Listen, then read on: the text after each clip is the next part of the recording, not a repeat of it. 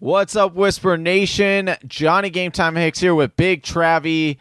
We are talking RBs of the 2019 NFL Draft, but more Johnny, importantly, it's not just any episode here. no. What episode is this?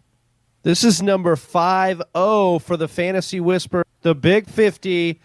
You guys are in for a treat. Our 50th episode, talking running backs, rookie running backs for 2019. 50 never felt so good, Travis. 50 never felt so good.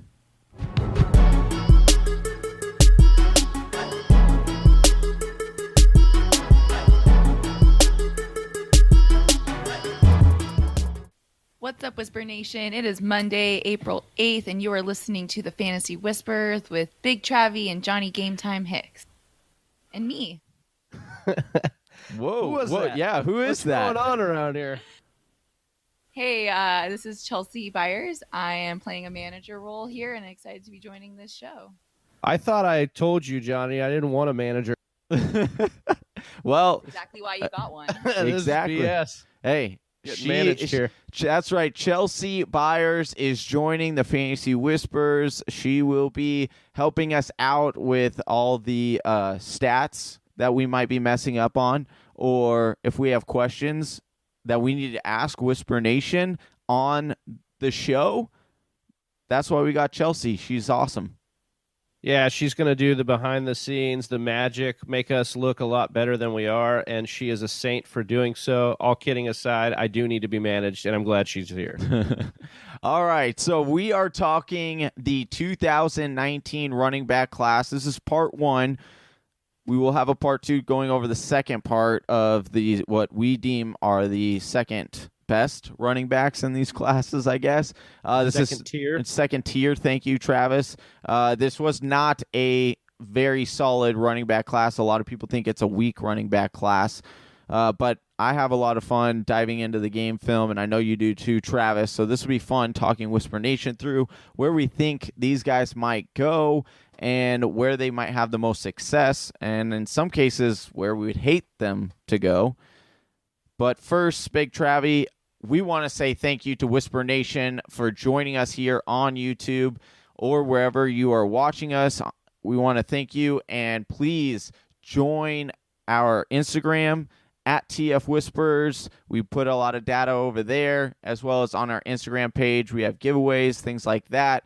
And if you want even more fantasy football content, you can head on over to our website, thefantasywhispers.com, and we'll have all of our write-ups and rankings on there. Yeah, I'm excited. Let's dig into these guys. All right. But first, Travis, I always like to open it up a little, ease into the conversation here. You know, it's a little bit early in the morning here that we're recording. And, dude, I just got to say, man, I'm super jacked right now. How much coffee have you had? Hey, I've only had a half a cup. But you want to know why I'm super jacked, Travis? Because last night in our League of Record, we found out roughly about there's a little few minor changes, but for the most part, we now know because of the NCAA tournament, March Madness tournament, where we will be selecting in our hometown league. And Travis, I'm freaking excited, dude. Yeah, I mean, that makes one of us. Didn't really end up, for me and Chelsea, I would say, aren't as excited as you are. But This is actually the first I'm hearing about this. Bracketology is sweeping the nation, but at the same time, in our League of Record, we use the bracket to determine our draft order.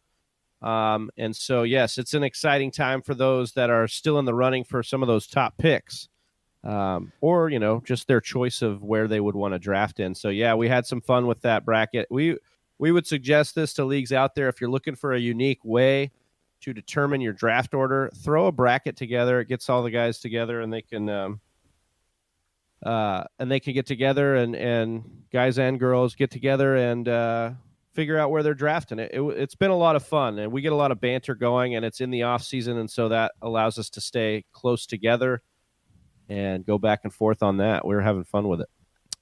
All right, Big Travy, let's jump into the show. Let's get into these running backs. We're going to start off with Josh Jacobs here, running back out of Alabama, who's widely grown over the last few months to be the consensus number one running back in most mock drafts. He's 5'10", 220 pounds. This guy is a monster, Travis. He had I should say he is a monster, but he ran a slow 4.6 40-yard time, which is pretty slow when you're talking about running backs. He was in a 3-man rotation where he only saw, 16% of his team's total touches and only 9% of the red zone, even though he is a monster. But, Travis, you're looking at a guy who had 120 carries for 640 yards and 11 touchdowns where he averaged 5.3 yards per carry. What do you think of Josh Jacobs? Are you high on him? Are you low on him? Where do you think he might end up? I don't know what to make of Jacobs, mostly because he's had that reserve role. He was used mostly in special teams if you're looking at a lot of what he's done because of the talent ahead of him in that Alabama system. But I'll tell you right now, you look at the limited, time he's had, he's been pretty good. He was the 7th most elusive back per Pro Football Focus. He was also the 3rd best at not being taken down on first contact. So he's got some, elusiveness to his game for a bigger guy. So yes, he runs that slow 40, but he's got some ability to make guys miss. My biggest concern, though, is he's not the ideal pass blocker, so he might not stay on the field because of that. He was rarely used in blitz pickup. And he was rarely used at all, to be honest with you. But, they weren't putting him on the field in those special third down situations where they needed somebody to pick up the blitz and they needed someone to pick up those linebackers. And so he wasn't graded well in pass blocking, and even worse was his 9.1% drop rate. So, yes, He can catch the football, but he did have some drops.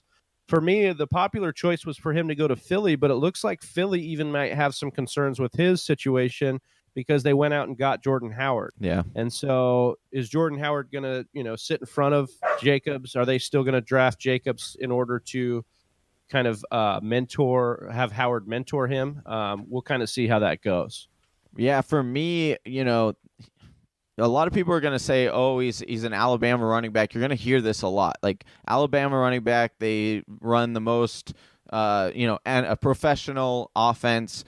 So naturally you get a lot of guys coming out of that school that are big name guys, right? Big name stars.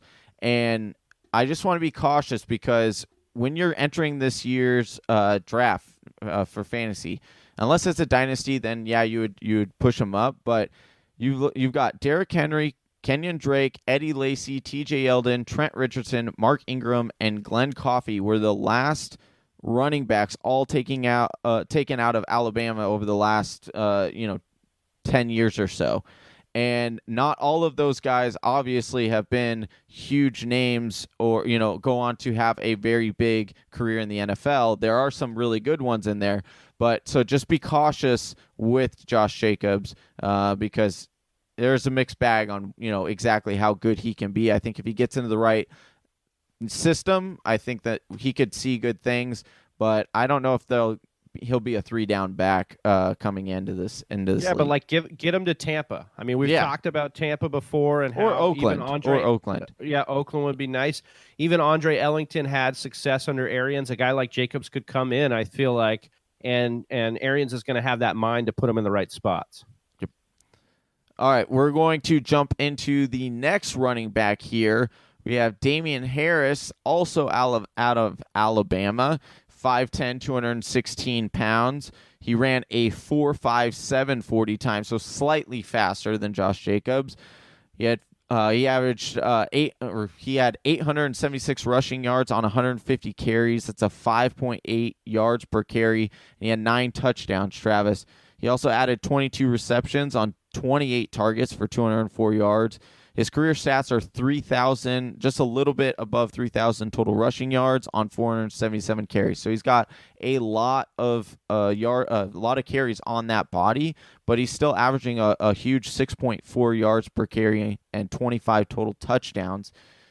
Travis, what is your outlook on Damien Harris for this upcoming season? If he can land in the right spot, it's sounding like that's kind of where he's going to have to be in order to be super effective. Am I right? Yeah, I would think he's going to be maybe like zone. He's going to need to be in a zone scheme where he can do the one cut thing. He can be that because he's definitely he's spent more time being the guy, than Jacobs has. But he's the better receiver, but he's less elusive and he's not as good of a pass blocker. And we already talked about how Jacobs wasn't a great pass blocker. So you're looking at some of the things that like get you off the field in the NFL. And if you can't pick up blitz assignments, you're not going to be there. He also doesn't have that breakaway speed, so he's not a home run hitter. He's not a guy that you're going to lean on to make the big play. It sounds like he can get you the tough yardage. It sounds like he can plunge into the end zone. And, yes, he had all these mileage and touchdowns at Alabama where the offensive line was really good. They're playing not too great of competition for a lot of those games, basically because Alabama's in a tier above everyone else. Yeah. His comp has been Cedric Benson. We remember Cedric Benson with his time in the Bengals. Not a great comp. No. If you're looking at can we at least give him the Cedric Benson of the Chicago Bears? Like at least give us that one. He was at least slightly better with the Bears. Yeah. All right. Well, we'll see. For me, I'm Damien Harris in this first tier of running backs. He is probably my least favorite as far as what he can do. He doesn't wow you in any way, shape, or form. But we've seen that doesn't really matter in the NFL. Talking about a guy we just talked about with Jordan Howard. Doesn't really wow you, but has good vision, has good balance, and can get the job done. And in fantasy, sometimes that's all you need. So, yes, if he gets in the right system, maybe if Damien Harris goes to an Oakland where he can be the guy, we could see a situation where he's going to plunge into the end zone for 7, 8, 9 touchdowns. You know what I mean? Yeah. All right. Who of Harris or Jacobs gets first 5 touchdowns? Who gets Harris or Jacobs? I'm going to put my money on Jacobs. I think Jacobs is the hotter. I think he goes to a team that actually would put him as a starter to begin with. I think Harris is a guy that could end up being a starter one day, but because he paid his dues on the bench. Yeah, I think that Damien Harris will I don't think he's going to go to a team that is necessarily as hungry for a running back as Josh Jacobs will. I think that more people will think that Josh Jacobs is the more well-rounded running back. He really came on strong at the end of the season. And so I think that he'll have a better opportunity, whereas Damien Harris might slide a little bit, and therefore probably will end up in some kind of – I mean, let's face it, a lot of these guys are going to end up in a timeshare, but I like Travis said, Josh Jacobs' ability to possibly emerge as at least the 1 and 2 running back or 1 and 2 down running back, and whereas I kind of see more Damien as more of like the 3rd down running back. But if he gets into a good system, then there's possibility there.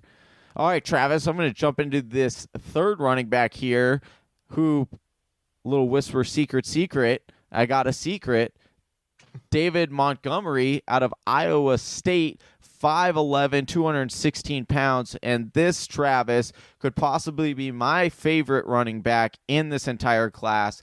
Super excited for the outlook on David Montgomery, right? He's last year he played 12 games. He rushed for 1,216 yards on 257 carries.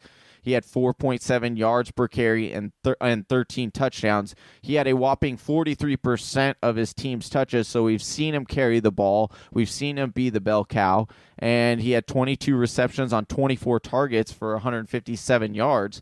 You got to like that catch percentage there. And then I just want to bring this up because I think it's really, really interesting. For his career, he has played in 37 games, and he has rushed for 2,925 rushing yards on 624 carries. Yes, that's a lot of carries for a running back, although he didn't go to a big school, so it's, take it for what you will there. the thing that I really like is, according to Pro Football Focus, in 2017, he recorded 86 missed tackles and 109 broken tackles and had a whopping 3.4 yak. You know I love the yak, Travis. That's yards after contact. This guy is a monster. I am begging, sitting here talking to you, Bruce Arians, former coach of my Arizona Cardinals. Please take David Montgomery. He has David Johnson 2.0 written all over it. You heard it here first. So it was a hot take. That's a hot take, brother. I was passionate about that one. Coming off that mic. No, I like what you laid out there. You talked about Pro Football Focus, talking about how he's elusive. He was the fourth most elusive back graded out of this draft class. He's got that there. He did run a slower 40, 4.63. So he's not exactly the burst guy, but he's going to make you miss. He's going to make you earn that tackle. He was a great pass catching back. You mentioned his catch rate. His zero drop rate is really what got me going. And you talked about the games. He came in as a freshman, 12 games, led the Iowa State Cyclones as a freshman. In yardage. He then played 12 games, 13 games, and then 11 games in his final year. And in that time, Johnny, only 3 fumbles. So this guy takes care of the football. He does what you want him to do as a guy that's been the guy, has the mileage, can catch the ball, and doesn't fumble. I mean, you're lining up, plus being elusive, you're lining up a guy that can really make a difference in the NFL. So I'm with you. He's not the guy I'm most excited about, but I do like what Montgomery brings to the table, and I think that he's going to make some splash plays in the NFL. All right. Talking about the last running back on today's show that we're going over, and that's Darryl Henderson of Memphis. A lot of people like this guy as a rising star here. Travis, he's 5'9", 200 pounds. He had he rushed for 1,909 rushing yards. That's second in the nation on 214 carries. That's astounding. He had a whopping 8.9 yards per carry with 22 touchdowns, 19 receptions on 22 targets for 295 yards and 3 touchdowns. Travis, what do you like about Darryl Henderson? Where would you like him to go, if I can speak here? And what do you think that he can bring to an NFL team or your fantasy team? I think this guy has the ability to be the best running back in this draft class. I look at this guy's tape, and everything it's like a symphony. Everything just fits right. He sees the hole, he accelerates through the hole, and he has the breakaway speed. Nobody's going to touch him. Now, a lot of me wanted to say, is that just because he's playing in Memphis? He's not playing a lot of big schools. What's going on here? I really like what he's done. And, his comp is Tevin Coleman. I actually think he's going to outproduce that comp, but that's not a bad comp to have coming out of college. We've seen what Coleman can do. He can catch the ball really well. He's very elusive himself at times. So I think if you get him in the right system, you get him, Green Bay comes to mind with what they're able to do. If you mix him in with an Aaron Jones, I would hate that for a fantasy aspect as an Aaron Jones truther, but I think that him getting with a mind that wants to pass him the ball and get him in space, I think that could work out really well. And so for me, Darryl Henderson is the guy I'm most excited about in this draft class. I think he's got it all on tape. And when you're breaking down these metrics, and we talk about all the things you break down for running backs, 40-yard dash. We talk about their cone drill. We talk about, Saquon last year was killing it on all aspects, even the bench press. For me, there's nothing that tells more truth than watching a guy's tape. And Darryl Henderson's tape jumps off at you. It is smacking you in the face when you watch it, and I love this guy. Yeah, I mean, he's super exciting. He's a really good one-cut runner, so a zone scheme would be ideal for him. A great fit. He is the home run hitter. You talked about it, Travis. Dare I say, is he like CJ 2K 2.0? He could be. I mean, he's got the quickness. He's got the burst. I mean, and if you remember back when CJ was a rookie, I would know because I took him and I rode him to the championship because he just exploded into the league. And I'm not saying that Darryl Henderson will be that guy, but he has the potential if he goes to the right system. And Darryl Henderson, for me, he's super exciting. And it will be really fun to see where he goes. I really like the destination of, going to Oakland and what he can bring to that team, as well as when you're talking about transferring over to Las Vegas.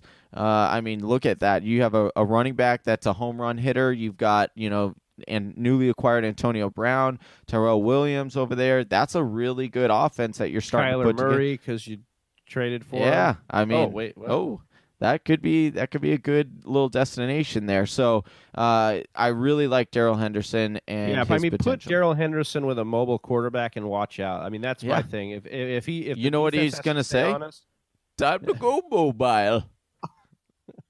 Yep. Is that Bane? Yeah, it is. He just made an appearance. We had 2 appearances today on today's Chelsea show. And Manager Bane. Yeah, exactly. Deal with it. Deal with it. I hope only one of us is invited back.